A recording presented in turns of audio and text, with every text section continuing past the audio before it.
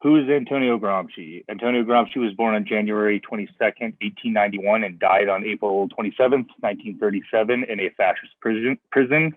He was the fourth of seven children. Gramsci's oldest sibling's early embrace of socialism contributed significantly to Antonio's political development. When he was a young child, he fell from the arms of a caretaker, to which his family attributed to his hunchback and stunted growth. He was an inch or two short of 5 feet in height, so he was very active in like disability things and stuff of the day. In 1915, Gramsci became an active member of the PSI, which is the Socialist Party in Italy, and began a journalistic career that made him among the most feared critical voices in Italy at the time. He regularly spoke at worker study circles on various topics. The war was still dragging on, and as Italian intervention became a bloody reality, Gramsci assumed a stance that the Italian socialists should use intervention as an occasion to turn Italian national sentiment into a revolutionary rather than chauvinist direction. It was also at this time in 1917 and 18 that he began to see the need for integration of political and economic action with cultural work. The outbreak of the Bolshevik Revolution in 1917 further stirred his revolutionary sentiment, and for the remainder of the war and in the years thereafter, Gramsci identified himself closely, although not entirely uncritically, with the methods and aims of the Russian revolutionary leadership and with the cause of socialist transformation through the advanced capitalist world. For the next few years, Gramsci devoted most of his time to the development of the factory council movement and the anti-militant journalism, which led in January 1921 to his siding with a communist minority within the PCI at their party's Congress. The years 1921 to 1926, or the years of iron and fire, as he called them, were eventful and productive. They were marked in particular by the year and a half he lived in Moscow as an Italian delegate to the Communist International from May 1922 to November 1923. On the evening of November 8th, 1926, Gramsci was arrested in Rome and incarcerated in accordance with a series of exceptional laws enacted by the fascist-dominated Italian legislature, committed to solitary confinement in prison, and then he was committed to solitary confinement in prison. This began a 10-year odyssey marked by almost constant physical and psychic pain. As a result of prison experience, it culminated on April 27, 1937, with his death from cerebral hemorrhage. No doubt the stroke that killed him was but the final outcome of the years and years of illness, and were never properly treated in prison. During his time in prison, Gramsci wrote what we now call the prison notebooks. These notebooks are some of the biggest contributions to Marxism, in which he further develops the theory of hegemony. So what is hegemony? Simply put, hegemony is the social, cultural, ideological, and economic influence exerted by a dominant group upon another. In order to better understand Gramsci and the ideas of hegemony and ideology, I'm first going to talk about how like bourgeois, right, liberals, etc., have twisted Gramsci to fit their narrative, robbing Gramsci of any Marxist or revolutionary character. I will then try to dive a little deeper into what hegemony and ideology are and how they are used. So a veritable cottage industry has churned out countless analysis about this work, making it one of the most written about texts in Marxist tradition.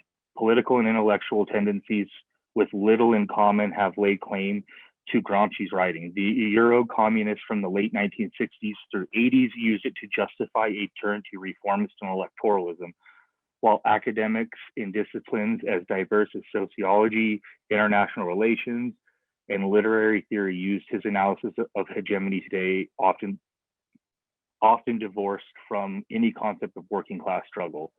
Why have political and intellectual tendencies hijacked Gramsci?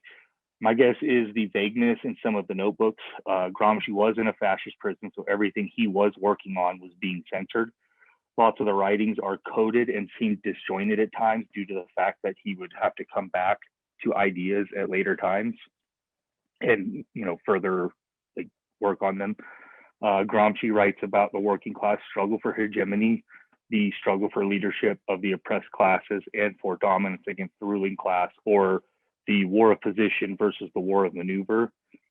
And his theories of state are part of his attempt to adjust revolutionary strategy in the period after the major revolutionary wave of 1917 to 1923 had ebbed.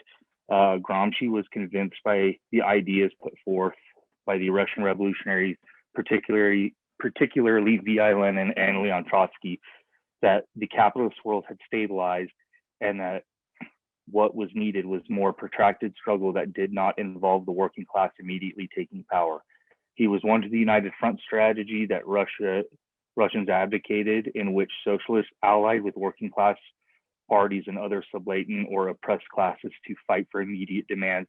By stabilizing, he means a constant state of flux, which capitalism depends on. The only ones who are stable are the ones at the top. This state of flux, boom and bust, strengthens capitalist hegemony. When capital is saved, everyone forgets about the collapse because the hegemonic forces are so strong or are reasserted in new ways.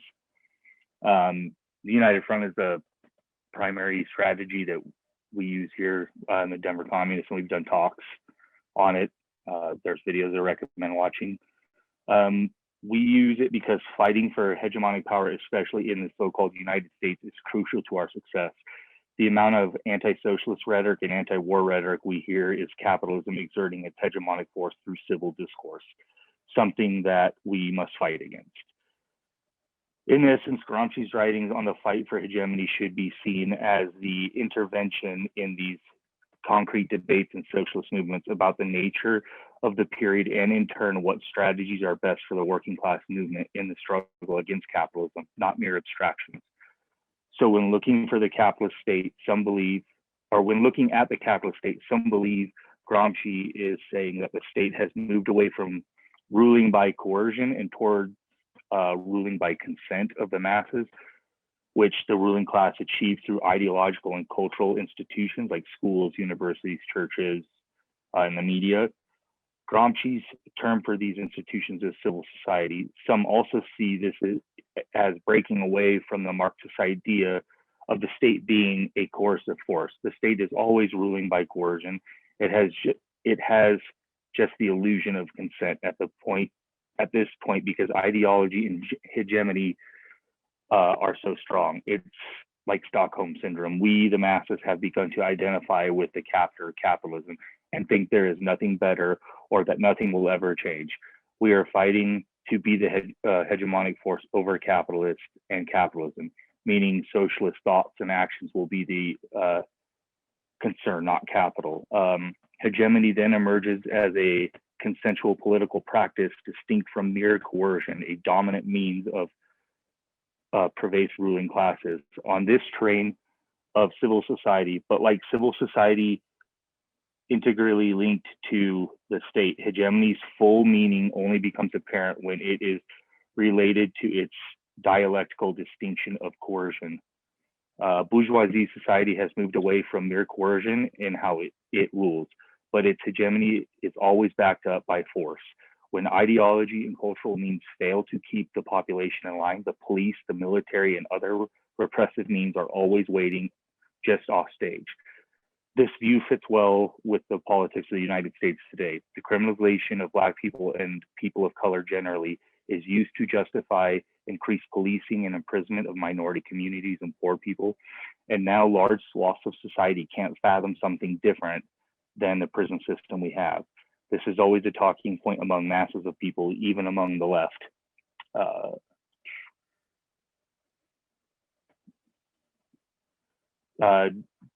Demoralizing Arabs and Muslims as terrorists serves as justification for the surveillance state and its gradual chipping away of civil liberties. 9/11 was the crisis needed in order to get the masses to hate Muslims, quote unquote, and to justify prolonged war and the further legitimization of Israel. And when the Occupy movement with its class-based rhetoric began to create cracks in the state capitalist ideology, it was crushed by force. This has been our experience all year with the George Floyd rebellions and other nations across the world. Highlighting Gramsci's integral state is important. Is an important corrective to some people's views and shows Gramsci's theory of the state as an extension of the classical Marxist tradition.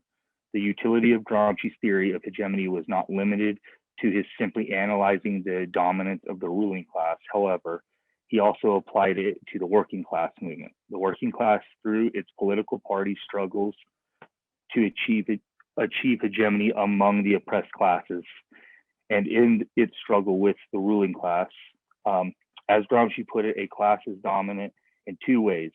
That is, it is leading and dominant. It leads the allied classes and it dominates over the adversarial classes. The struggle for the dominance by the working class within a movement of the oppressed classes isn't just about ideas. In his chapter about the philosophy of praxis, it is very clear that Gramsci did not think that anything about the struggle for hegemony was automatic. He is strongly opposed to the determinism of Stalinism, which reduces Marxism to a series of historical stages through which societies inevitably pass. We Denver communists reject the idea of stagism in its entirety. By contrast, Gramsci argues that class struggle was the motor force in history and that socialists had to consciously intervene in movements, not as preachers from the sidelines, but as integral parts of class struggle. Simply put, we must be permanently active persuaders, engaged in dominating, are demonstrating the capacity of the practices of proletarian hegemony to form the basis of a new society. These permanent activities persuaders find their intellectual resources not in the perennial questions of philosophy, but precisely in their organic integration with the masses. In a reciprocal relation of democratic pedagogy, what we call open organizing. This is why we stress social movements and why we try to support any fight that supports workers / oppressed people's rights. For Gramsci, the permanently active persuader should be organized in a working class party that functions as an organization of struggle. Proletarian hegemony is paramount to winning mass support and taking power, as well as during the transition to socialism and communism. And that is it.